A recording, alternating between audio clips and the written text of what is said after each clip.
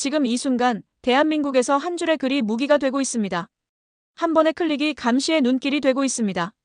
2025년 10월 28일 뉴데일리는 특검이 황교안 전 총리 자택 압수수색을 시도했다고 보도했습니다. 하지만 이것은 시작에 불과합니다. 지난 10년간 우리는 보았습니다. 언론인이 구속되는 것을, 유튜버가 압수수색당하는 것을, 대학생이 대자보 하나로 법정에 서는 것을. 이 모든 장면들이 우리에게 묻습니다. 표현의 자유라는 이름 아래 우리는 정말 자유로울까요? 아니면 누군가의 클릭과 검색 기록이 우리를 잠식하고 있을까요? 2025년 10월 28일 뉴데일리는 긴급진단 마이너스 특검 황교안 자택 압수수색 강한 역풍이라는 제목으로 긴급 보도했습니다. 내란 선전선동 혐의를 수사 중인 특검팀이 황교안 전 국무총리 자택에 대해 압수수색 영장을 집행하려 했으나 지지자들과 대치하며 무산됐습니다. 뉴데일리 기사에 따르면 헌법학계는 말 한 줄에 압수수색, 국민 기본권 침해반 헌법 행태라며 강하게 비판했습니다. 이 사건은 단순히 한 정치인의 수사로 끝나지 않습니다. 이것은 우리 모두에게 보내는 경고입니다. SNS에 올린 글 한 줄, 유튜브 댓글 하나가 언제든 수사의 대상이 될 수 있다는 공포. 여러분은 이 순간에도 자유롭게 말하고 있다고 생각하십니까? 아니면 이미 자기 검열을 하고 계십니까? 그런데 이런 일이 처음은 아닙니다. 2020년 7월 20일 미디어워치는 변희재, 김웅, 우종창 이동재까지 언론인 줄구속, 다음은 누구? 라는 제목의 기사를 보도했습니다. 2018년 5월 30일 뉴스원은 JTBC 명예훼손, 변희재 구속 피해자 위해 가능성이라는 제목으로 보도했습니다. 변희재 미디어워치 대표 고문은 JTBC의 태블릿 PC가 조작되었을 수 있다고 주장했다는 이유로 재판도 없이 사전 구속되었습니다. 법원은 범죄 소명이 있고 증거인멸에 염려가 있으며 피해자에 대한 위해 가능성이 있다며 구속영장을 발부했습니다. 2020년 7월 8일 김웅 전 KBS 기자는 JTBC 손석희 사장 관련 공갈미수 혐의로 1심에서 징역 6개월을 선고받고 법정 구속되었습니다. 손석희 사장과 2년여 가까이 자주 만나는 사이였고 사업권 관련 손석희 사장이 먼저 제안했음에도 법원은 오히려 김웅 기자를 무리하게 구속시켰습니다. 2020년 7월 17일 우종창 전 조선일보월간 조선 기자는 명예훼손 혐의로 징역 8개월을 선고받고 법정 구속되었습니다. 조국 전 장관이 민정수석 시절 박근혜 대통령 1심 재판장인 김세윤 판사와 저녁 식사를 했다는 제보를 유튜브를 통해 알렸다는 것이 구속 사유였습니다. 국제 언론인 단체인 국경없는 기자 회 RSF는 2020년 8월 18일 우종창 씨를 석방하라는 입장문을 발표했습니다. 영국 시사주간지 이코노미스트는 이 사건을 예시로 문재인 정권이 남을 비판하는 것은 좋아하나 비판받는 것은 극도로 꺼린다고 비판했습니다. 2020년 7월 17일 MBC는 이동재 전 채널러 기자 구속 증거인멸 우려라는 제목으로 보도했습니다. 서울중앙지법 김동현 영장전담부장판사는 증거인멸 우려가 높고 언론과 검찰의 신뢰 회복을 위해서라도 구속 수사가 불가피하다며 이동재 전 채널러 기자에게 구속영장을 발부했습니다. 한동훈 검사장과 공모하여 특정인을 협박했다는 혐의였으나 공모한 증거는 당시까지 전혀 없었습니다. 언론인들의 구속 사유를 보면 모두 손석희, 조국, 유시민 등 문재인 정권의 핵심 측근 혹은 상징적 인물들을 건드렸다는 공통점이 있습니다. 이것이 과연 우연일까요? 2019년 11월 24일 신전대협 소속 회원인 김모 씨는 단국대 천안 캠퍼스의 문재인 정부의 정책을 비판하는 대자보를 게재했습니다. 그저 대자보 한 장을 붙였을 뿐입니다.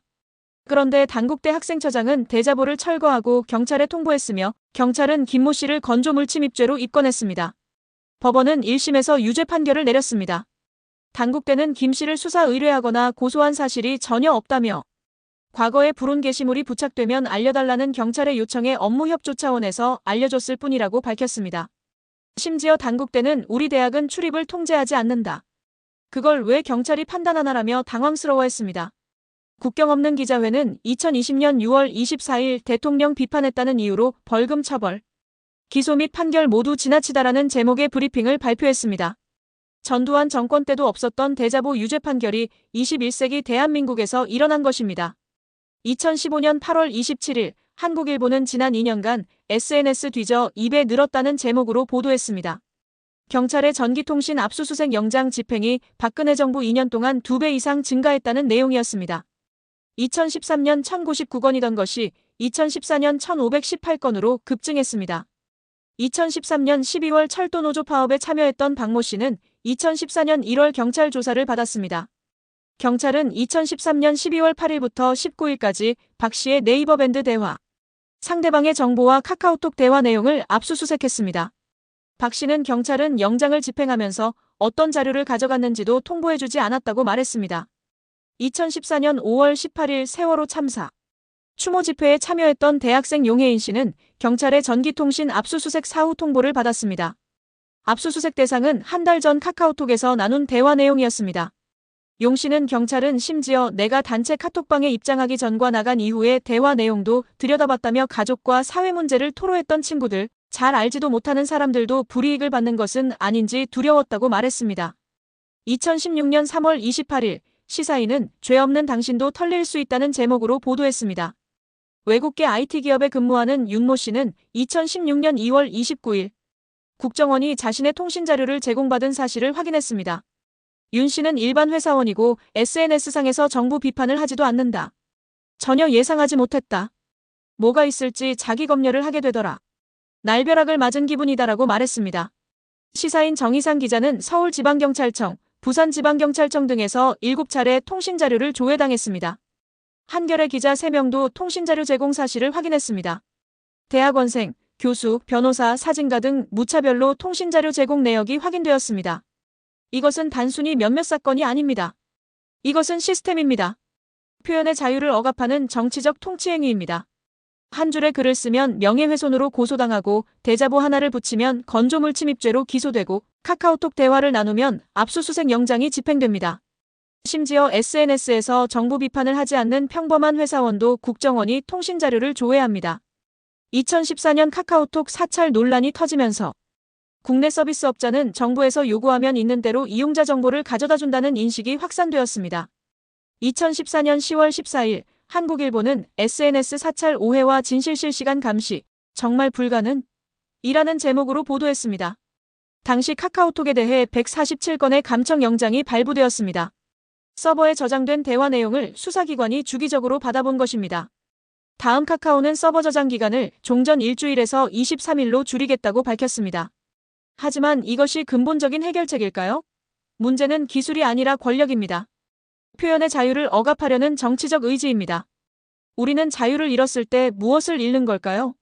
손에 수갑이 채워지고 인터넷을 하고 싶은 대로 못하고 움직이고 싶은 곳으로 마음대로 못 가고 옷을 입는 것조차 통제당하는 상황. 아프더라도 원하는 치료를 받지 못하고 언제 끝날지 모르는 감금 상태 속에서 모든 시간이 타인의 계산대로 흘러가는 것. 이것이 억압이고 공포입니다.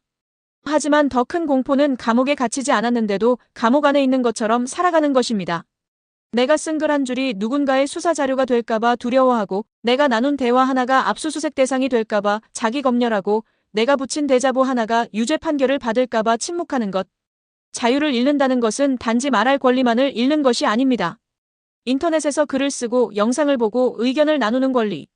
친구와 대화하고 원하는 장소로 움직이는 권리. 이 모든 것은 자유가 보장될 때 가능한 삶의 일부입니다.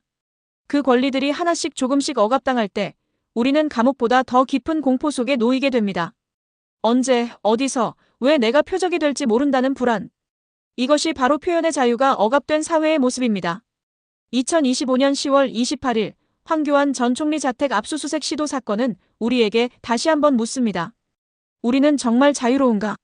만약 내가 정부를 비판했을 때 혹은 누구도 보지 않는 댓글에 글을 남겼을 때 내가 수사 대상이 될 수 있다고 느낀다면 내가 인터넷에 올린 영상, 내가 유튜버로 활동하는 친구, 내가 페이스북에 썼던 글이 누군가의 영장 근거가 될 수 있다는 생각이 든다면 이 질문들은 단지 정치인이 아닌 우리 모두에게 해당됩니다.